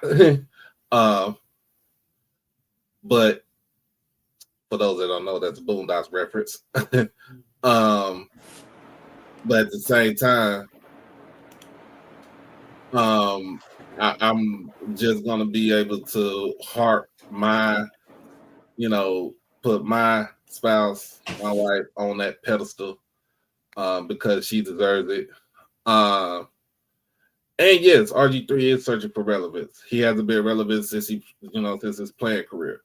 And of course, he did win the Heisman at Baylor, which is that was undaunting because he was the most important and exciting player at that time in college football. What did that garner him? Nothing really, because he didn't win a conference championship and he didn't go to a national championship, so it really didn't matter to him. But he did win the Heisman. But other than that, he is a part of the three dumbasses that are in sports talk today himself, along with Emmanuel Acho and Shady McCoy. And if you want to add the ringleader to it, fat ass Jason Whitlock is the ringleader, and they all just need to go ahead and cancel them out.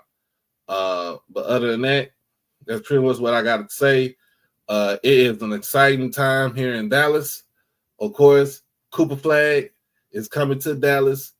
Nico Harrison is not going to mess this up. He better not mess this up, or the Dumons is going to go ahead and get rid of him. So Cooper Flag, first pick in the draft, come on to Dallas.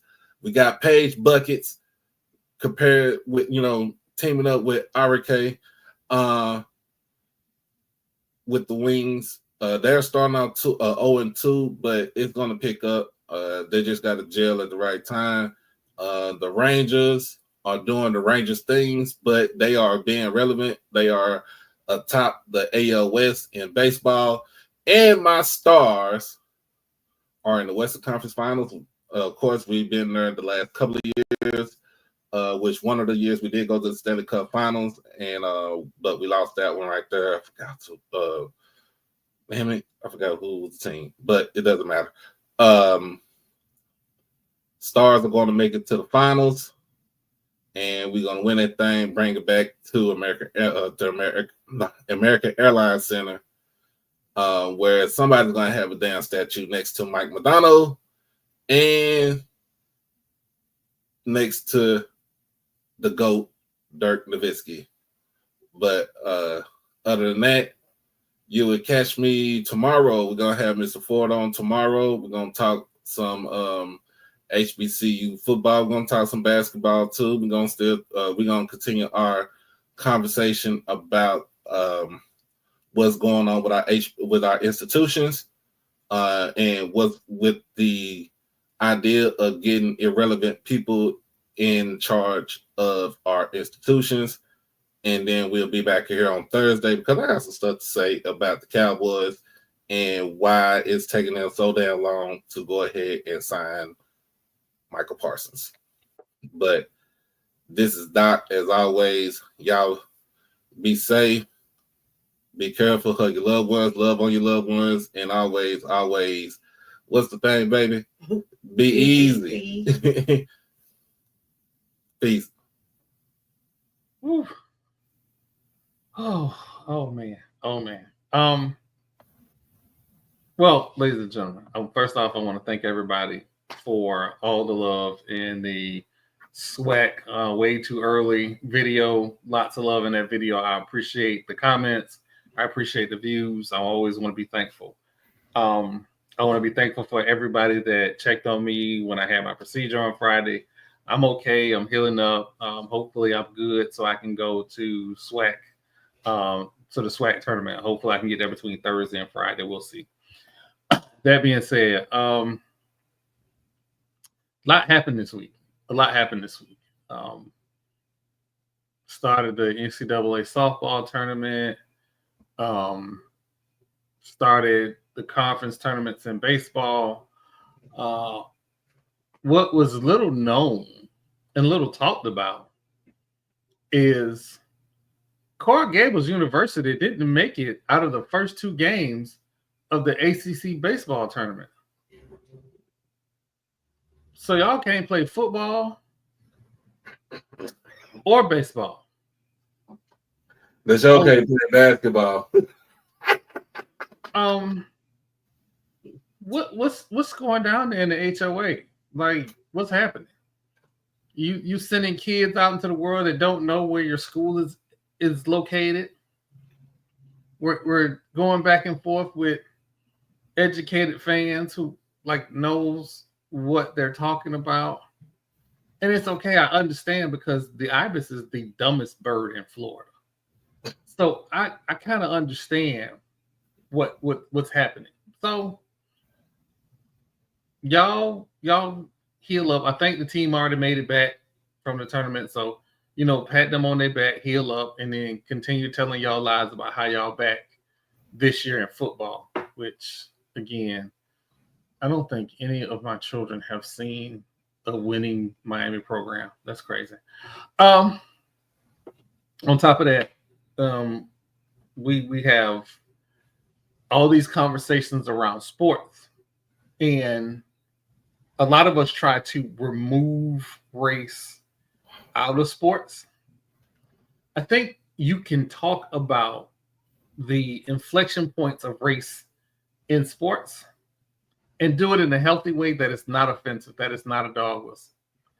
Two black men can have a conversation or have a debate on the interweb and it not be toxic.